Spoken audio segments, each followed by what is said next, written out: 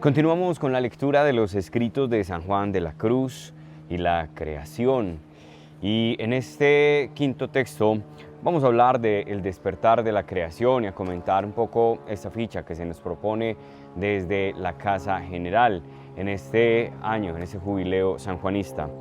Y es bellísimo porque se nos hace una invitación en este quinto texto a ser conscientes de la profunda relación y la profunda conexión que hay entre la presencia divina y la vida espiritual y el cuidado de nuestra casa común, el cuidado de la creación, como nos lo plantea muy bien el Papa Francisco en este hermoso texto Laudato Si.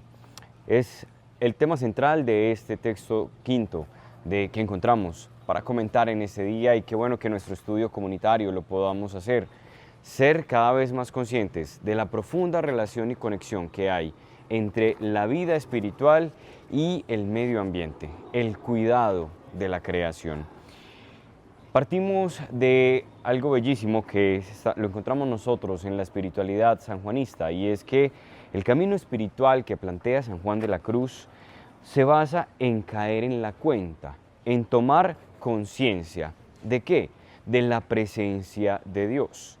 Y desde allí fundamenta el Santo Padre su espiritualidad, y desde allí fundamenta el camino de la vida espiritual, que nosotros tomemos conciencia de esa presencia de Dios, una presencia de Dios que está en nosotros y una presencia de Dios también que podemos ver en el otro, y la presencia de Dios que podemos ver, captar en la creación, en todo lo que nos rodea.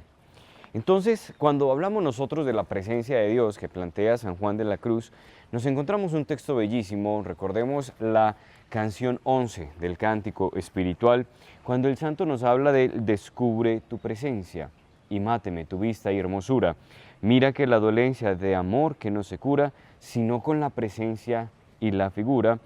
De una manera muy bella, a partir del numeral 3, cuando comenta San Juan de la Cruz, describe tu presencia, nos va a hablar de tres maneras de presencia que puede hacer Dios en el alma.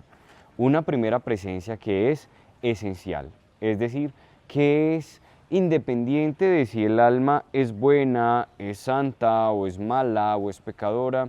Es esencial, es porque siempre está. Dios siempre está presente en el alma sin importar nuestro comportamiento. La segunda ya tiene más relación con aquello que es la presencia es por gracia, en la cual mora Dios en el alma agradado y satisfecho de ella. Es decir, es una presencia que está en Dios, pero que sí hay que cuidar, que sí hay que cultivar, que es la que ya Dios da graciosamente. Y la última es por afección espiritual, porque en muchas almas devotas suele Dios hacer algunas presencias espirituales de muchas maneras, con las que las recrea, deleita y alegra. Aquí ya habla de esa presencia mucho más fuerte y profunda de Dios, en la que a ciertas almas o en algunos momentos se nos da Dios de una manera que nos permite descubrir su presencia y su figura, que el alma cae en la cuenta de eso, que se experimenta alguna serie de gracias en las que yo tomo conciencia de su presencia. O a su vez, en la medida en que yo logro ser consciente de que Él está aconteciendo a mi alrededor. Esa presencia que es por afección espiritual es una gracia divina en la que yo descubro, aquí está Dios, está en lo que me rodea. Tomando entonces como base este texto de la presencia, cuando nosotros comentamos el texto de hoy, que en esa relación del despertar de la creación, descubrimos que es fundamental que nosotros descubramos esa presencia divina primero en nosotros.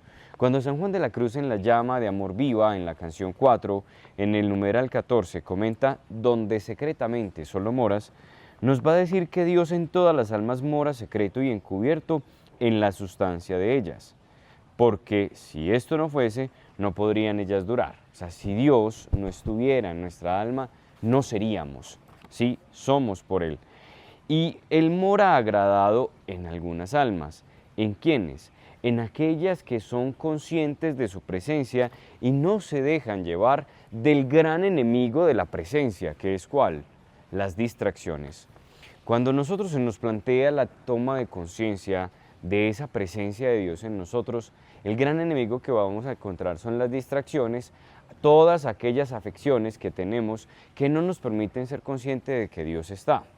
El santo lo describe muy bien en la subida al Monte Carmelo, cuando habla de los apetitos, cuando habla de las pasiones, cuando habla de los gustos, de todo aquello que nosotros muchas veces nos vamos tras de sí y olvidamos o descuidamos o no atendemos a su presencia. De ahí todo el camino de purificación que Él nos plantea en la subida y en la noche. Poder purificarnos de tal manera que yo me distraiga cada vez menos con aquellas cosas que no me llevan a captar y a reconocer la presencia de Dios. Ahora bien, una vez reconocemos esa presencia de Dios, es muy importante que nosotros descubramos que Dios está secretamente habitando en mí y asimismo está secretamente habitando en todo, que aparentemente no es tan visible, pero está. Y se hace visible en la medida en que yo primero vaya siendo cada vez más consciente y me vaya dirigiendo cada vez más a lo profundo, cada vez más a lo interior, y desde allí tendré esa mirada divina, tendré esa mirada contemplativa, tendré esa mirada que es capaz de mirar cada vez más profundo. Es que la persona que se entrena en la mirada en el interior es una persona que luego es capaz de entrenar su mirada hacia el exterior y poder contemplar a Dios en la criatura. Y empezamos nosotros ahí sí a conectar con la propuesta del Papa Francisco en Laudato Si, cuando nos va a hablar de que Dios, que quiere actuar con nosotros y contar con nuestra cooperación, también es capaz de sacar algún bien de los males que nosotros realizamos, de aquellas distracciones, pero sobre todo también de ese mal que nosotros podemos hacer concretamente a la creación.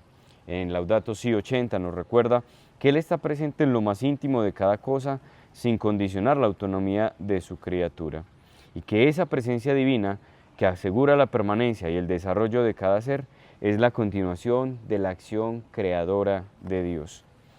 Por tanto, estamos invitados hoy a cultivar esa conciencia de que Dios secretamente mora en nosotros, y cuanto más conscientes seamos de ello, pues más vamos a ver a Dios en la criatura.